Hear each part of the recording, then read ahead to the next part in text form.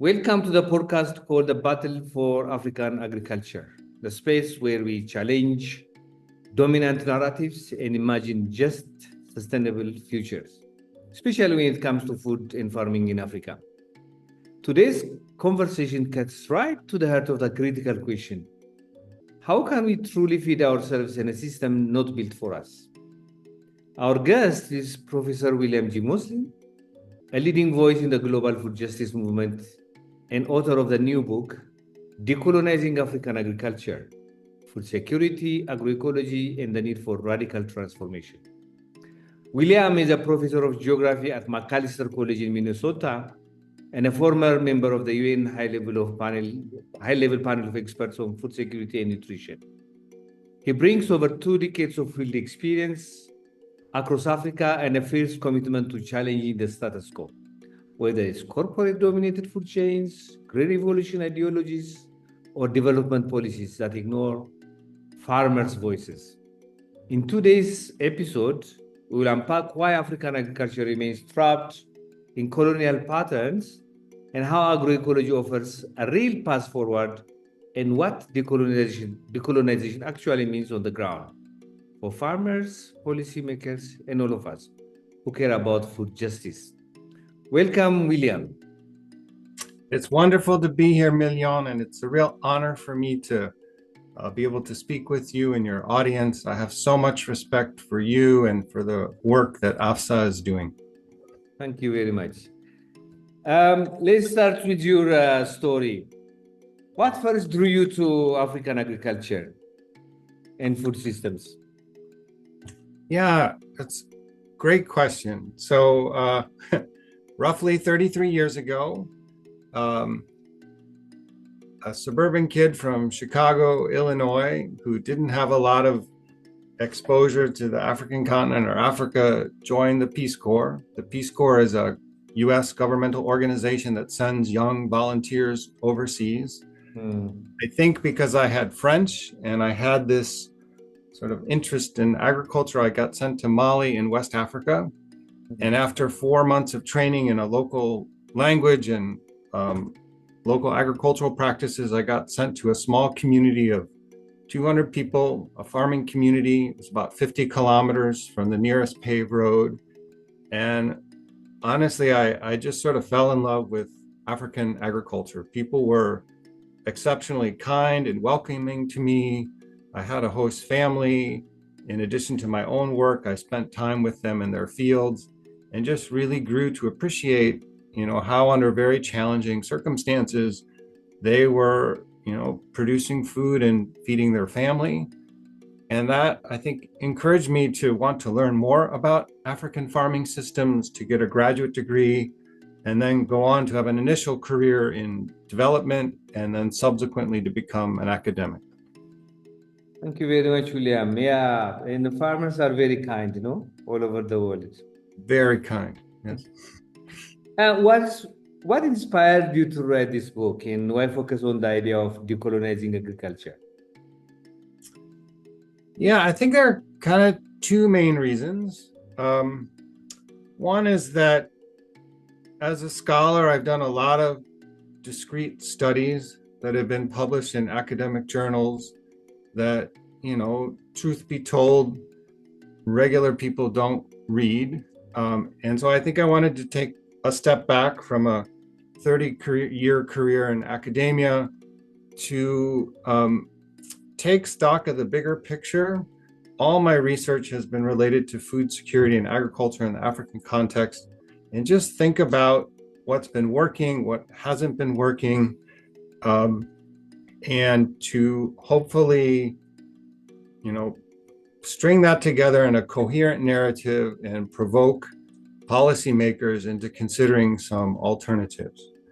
I think also, even though a lot of my scholarship has focused on the structural reasons for what I would call, inherently unfair circumstances that Africans and African food producers have been put in, I was really interested in ideas, and particularly this idea of intellectual colonization and how if you go back to the colonial period, what we call tropical agronomy, which is now development agronomy, it's really in that time period that we see this focus on production, producing certain crops for exports that are going to fuel industrialization in the global north.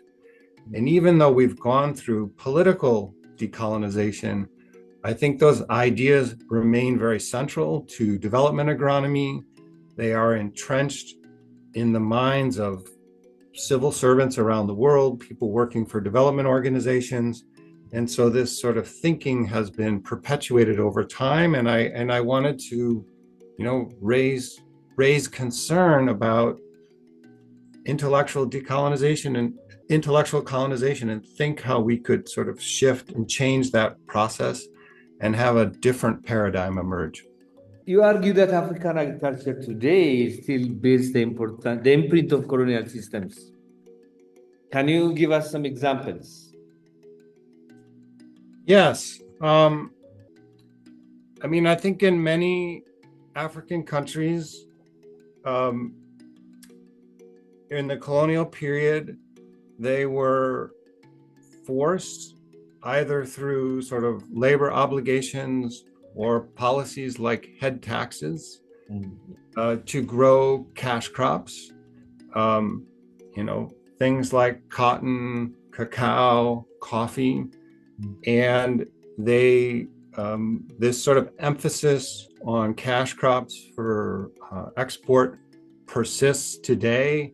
In the post-colonial period, we see many post-colonial African governments continue to emphasize them. And of course, outside actors like the World Bank and the IMF, we had roughly 25 years of neoliberalism, 1980 to 2005, roughly, where export crops were really emphasized. So there's that continuing focus on the export of agricultural commodities, which I think is, its origins are in the colonial period, but also other practices like grain storage. So, across the West African Sahel and the Horn of Africa region, there's this long history of highly variable weather patterns. You'd have good years where you produce surpluses, you'd have bad years where you have deficits. And of course, the livelihood systems were designed to sort of manage risk. So you would save your surplus in your family granary so that in difficult years you could fall back on those grain reserves. And a lot of that practice of saving grain, of having a livelihood system that's focused on mitigating risk, was gradually eliminated as we focus more and more on the export of crops, of getting farmers involved in the cash economy. And, people like Michael Watts in his well-known book, Silent Violence, really documents how, these mitigation strategies were sort of eliminated over time and really are a function of sort of colonialism and neocolonialism. Interesting, yeah? Would love to read that book. How do we talk mostly in Africa, in governments and intellectuals in universities talk about modernizing African agriculture. Mm-hmm. How is that modernization somehow linked to this colonization of the intellect or the intellectuals and in general the neocolonialism agenda? Yeah, great question.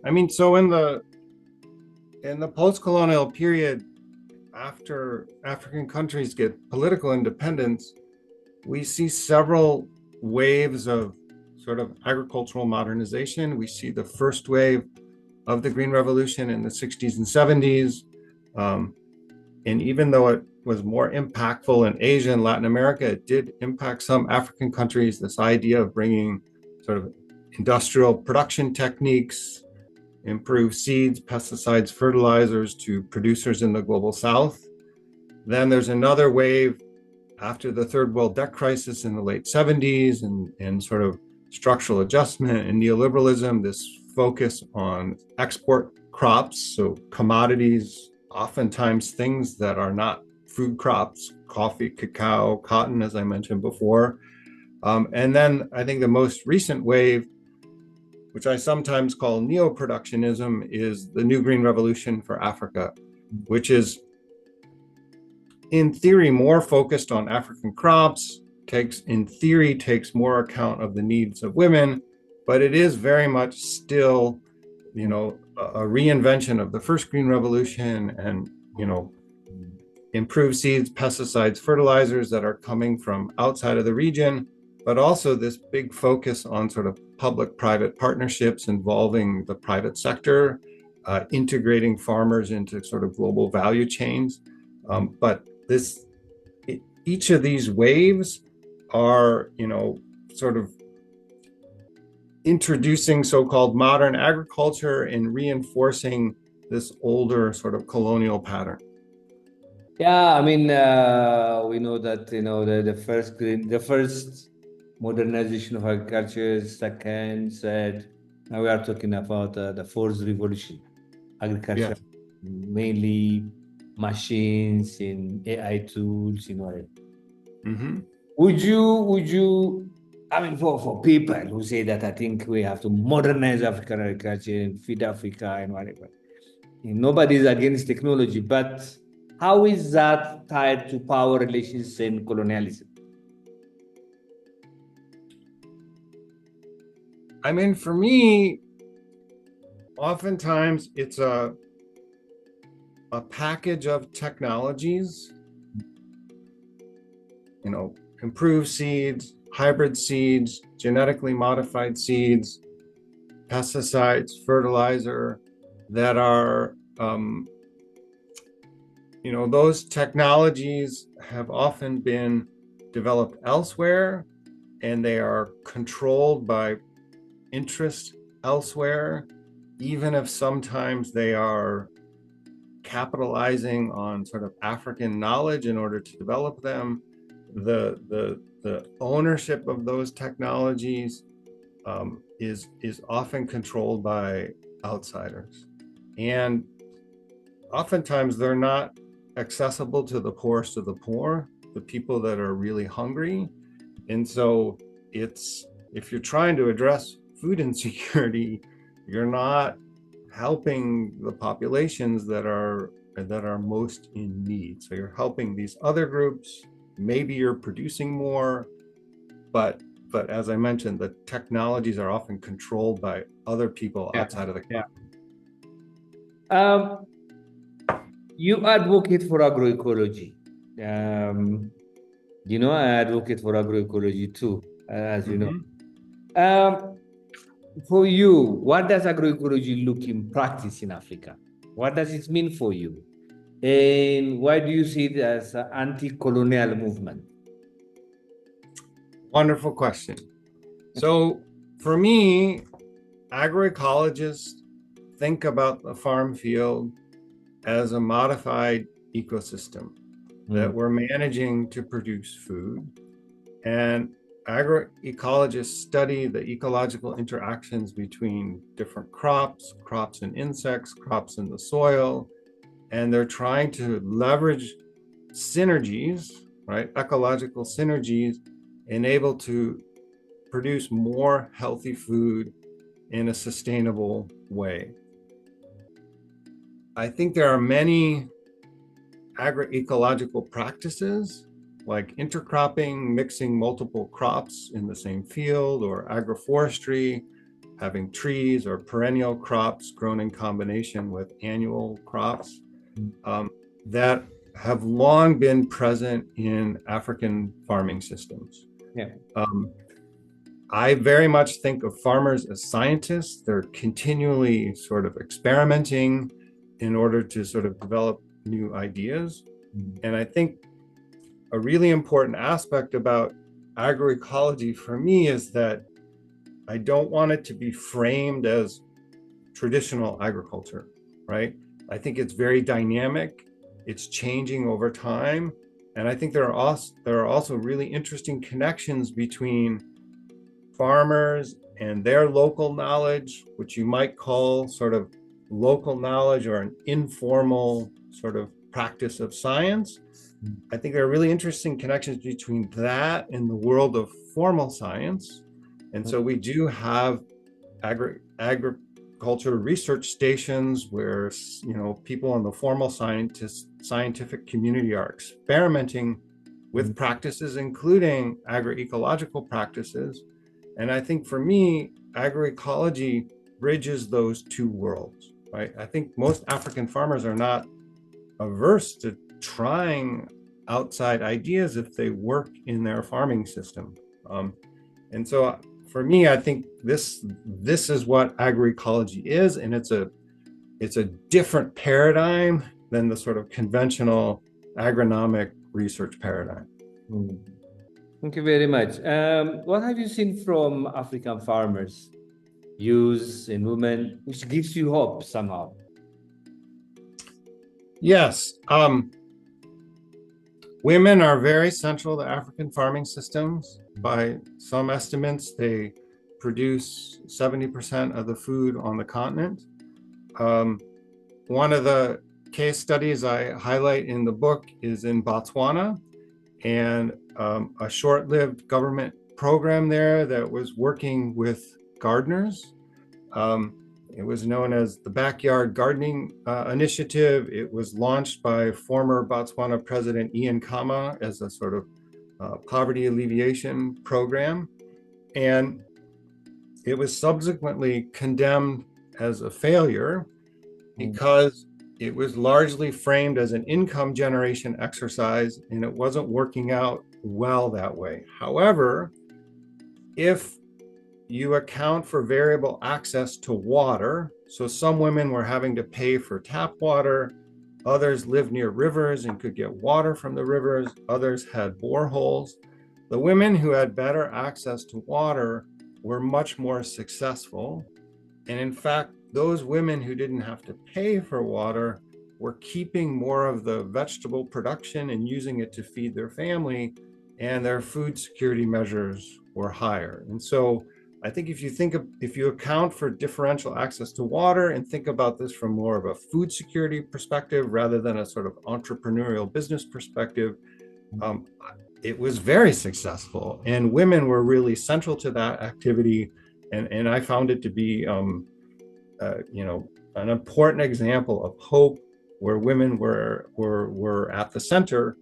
And I think that contrasts with a long history of government interventions in Botswana that supported the cattle industry, which is male dominated, and they were the beneficiaries, and sort of an ignoring or marginalization of crop farming, which women were more involved with. In terms of young people, this is a complicated question, and I am concerned about young people who are leaving agriculture in the African continent, going to the city, or going, frankly, to other types of economic activities like artisanal gold mining. And we need young people to be continually sort of interested in agriculture. And I think if we can show that there's a way to be successful at farming and not to become indebted, I think part of the reason young people are leaving agriculture is it's been so marginalized, right? And I think if we can turn that around, you'll see more interest from young people. Yeah, thank you very much. If I'm not wrong, in your book you said that you have worked somehow with World Bank and other bigger institutions. And what do you see in institutions like World Bank, IMF, you know, AGRA, and multinational donors play in shaping African food system? Yes.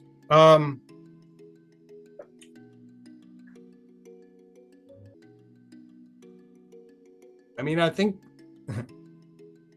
the World Bank certainly, and I touched on this before, certainly with sort of structural adjustment and sort of the encouraging of African countries to focus on those things for which they have a so-called comparative advantage, there was this sort of focus on agricultural commodities for export, right?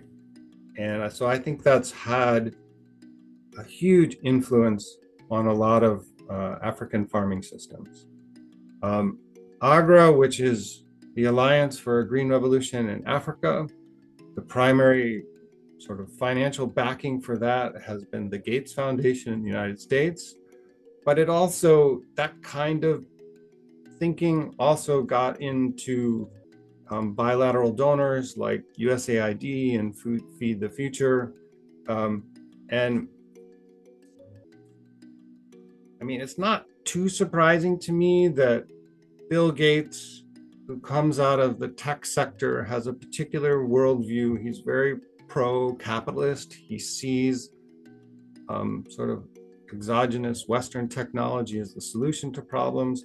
That's very central to the Green Revolution for Africa, which frames small-scale subsistence African farmers as a problem that we have to better connect them to agricultural markets through value chains. So we have this whole chain of input providers, farmers, agro processors, retailers, and in order to produce more, you need these external inputs. In order to pay for those, you need a more commercially oriented farmer.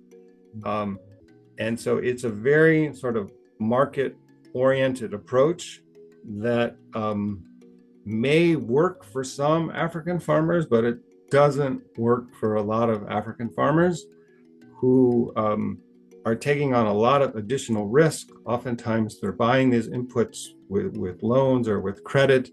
And if they have a bad year, they get into trouble, right? So I think outside actors have been very, very influential.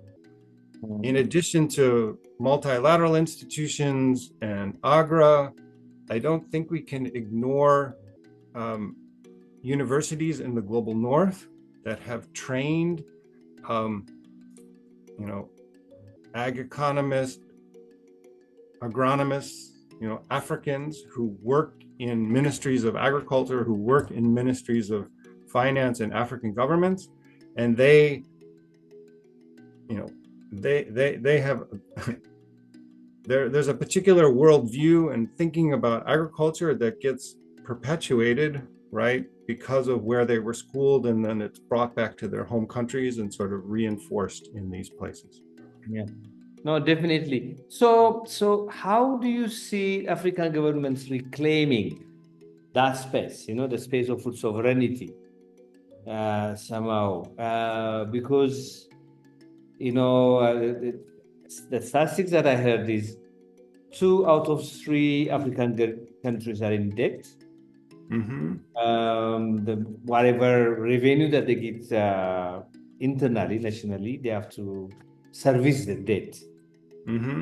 So when these institutions come and dangle money, it's very difficult for them to resist. So how can they claim the sovereignty of African government? So at the end of my book, I lay out a theory of change, right? So I think part of this starts with a crisis. So we've had multiple food crises in sort of the post-independence period. And oftentimes, historically, each time there's been a crisis, we've responded by this sort of productionism as the solution. But I do think a crisis, we had the COVID crisis internationally, we've had the war in Ukraine, which has disrupted food systems around the world, including in Africa. It does raise questions, right? And then I think if there's a critique of the existing paradigm, and hopefully I'm contributing to that, but also your organization has contributed to that. And then if we have a viable alternative, something like agroecology, I think very important is the role of civil society in social movements, because science is there are powerful interests at play, corporate interests who stand to benefit from the existing conventional paradigm. And so you need civil society to sort of push back and counteract these other powerful interests. And then I think then you do need some allies in government, right? And so if civil society is pushing on government, encouraging them to consider alternatives, you do need some people in government who will contemplate changes, right? And so in the book, I talk about there was a minister of agriculture in Senegal who was trained as a traditional agronomist, and he just sort of was observing what was happening in his country, and over time became more open to agroecology, right? And so there is more experimentation going on in Senegal today, right? I think because of someone in government who was open to these alternatives. No, I mean, I agree with you. I mean, same thing in Uganda, the number of government officials who are very much interested in agroecology. We had a few weeks back the one of the ministers of agriculture in Uganda speaking at a bigger agroecology conference, talking about the importance of agroecology and food sovereignty. So yeah, you hear even in Ethiopia people talking about food sovereignty. Yeah, no, I agree with you. So you have had country case studies in Mali, Botswana, South Africa. So you have any stories that you can share? Yes. So let me just share two sort of hopeful examples, right? Yeah. So in Mali, I talk about how we had the global food crisis in 2007, 2008. Average food prices around the world went up 50%. Rice, which is a staple food crop in many West African cities, went up 100%, right? This was a huge problem. There were so-called food riots or food demonstrations in many African cities protesting against these high prices.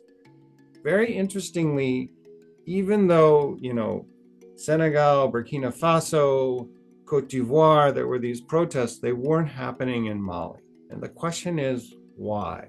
And I think very significantly, serendipitously, really, before the food crisis and this big boost in prices, Malian cotton farmers were unhappy with the global price of cotton, and they decided to grow significantly less cotton, right? Also in this time period, we have the Nyalini Declaration, which was a group of civil society actors that came together in southern Mali. And so I think some of them may have been influenced, by thinking about food sovereignty, as well as they were unhappy with global prices.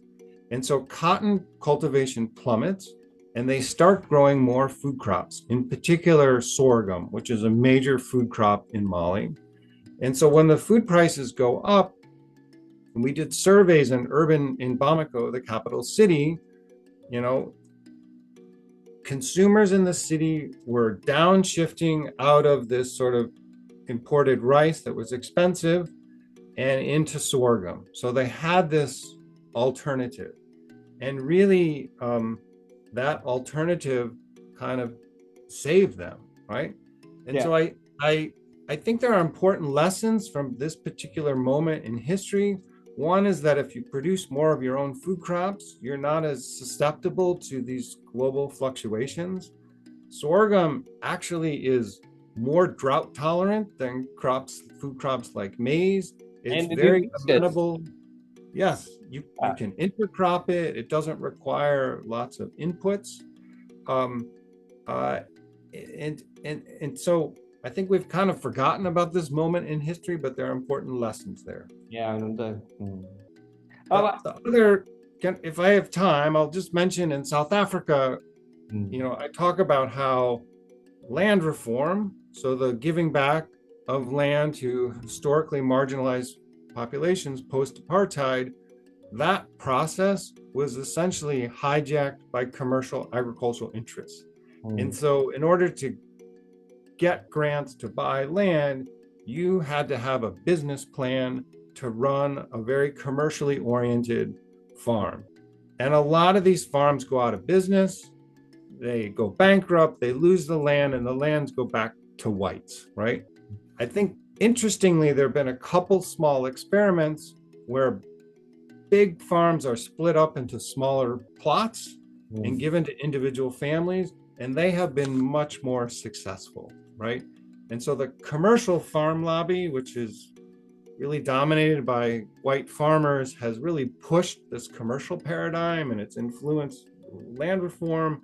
But I think there are these important alternatives which have been shown, I think, to be more successful. Thank you very much. I mean, what is the implication of these local stories for Africa and globally?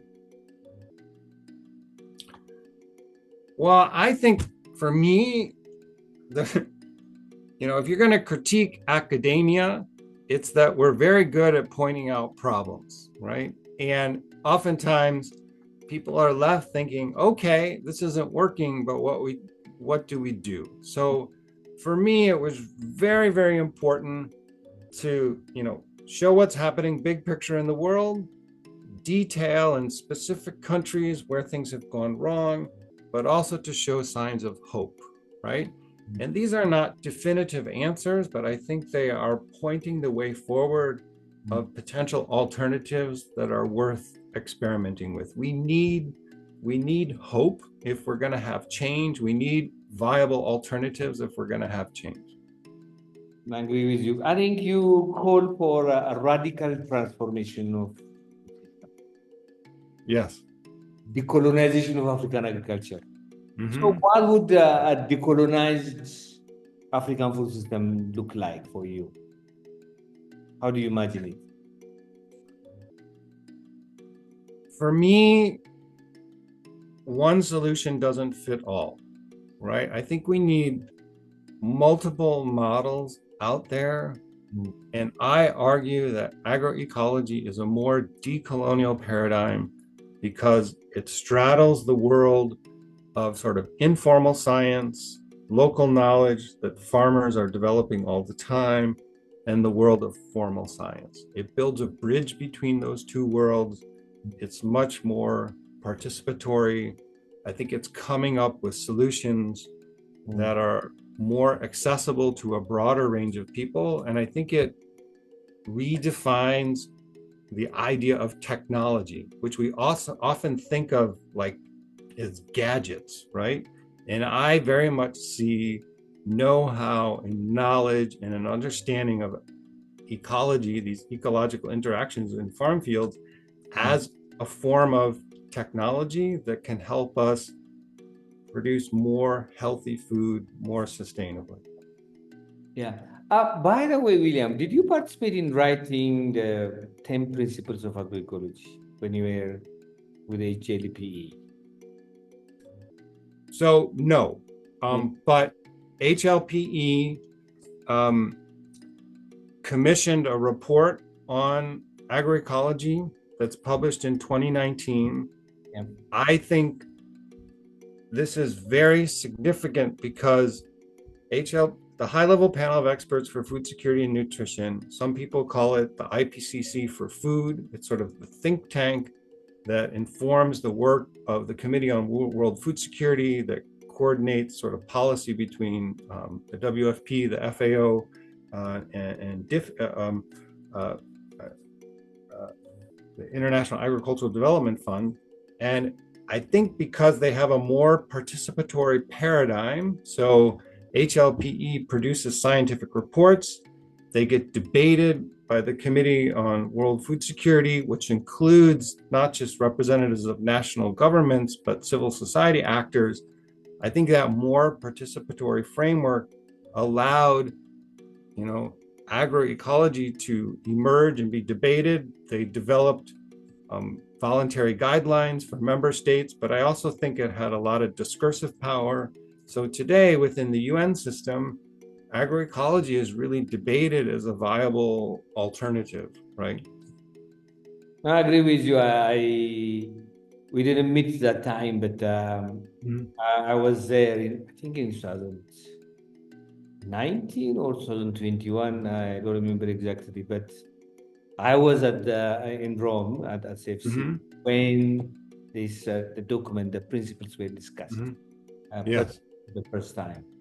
Yeah. Finally, William, it was a lovely, lovely discussion. But finally, as a final shot, what would be your message to young people, researchers, and activists working to build food sovereignty in Africa? And what's your view of food sovereignty? You know, do you see it an anti-colonial concept in an anti-colonial movement? I mean, I'll answer your second question first. I see agroecology and food sovereignty as deeply interconnected. Yeah. Right. And, you know, I think for a long time, there was sort of this debate, is agroecology just a science or is it also a social movement? And I must confess, when I first learned about agroecology, when I was in graduate school in the early 1990s, I thought of it as a science. What I came to understand over time is that the social movement piece is really important because of the power dynamics in science. And so we need a social movement if we're going to get a paradigm shift. And I think this has brought agroecology and food sovereignty closer together. In terms of the future and the role of young people, we need more research on agroecology. It's still marginalized within the academy. You know, if I think about agricultural schools on the African continent, today, there's still, the majority of them are mostly teaching about the dominant conventional agronomy paradigm. And that is leading to, you know, technologies, practices that support that paradigm. We need agroecology to be taught as an alternative, and we need people doing research on it, right? So I am sure, you know, labor bottlenecks are a major problem in many African farming systems. Couldn't we design technologies, you know, mechanization that supports agroecology, right?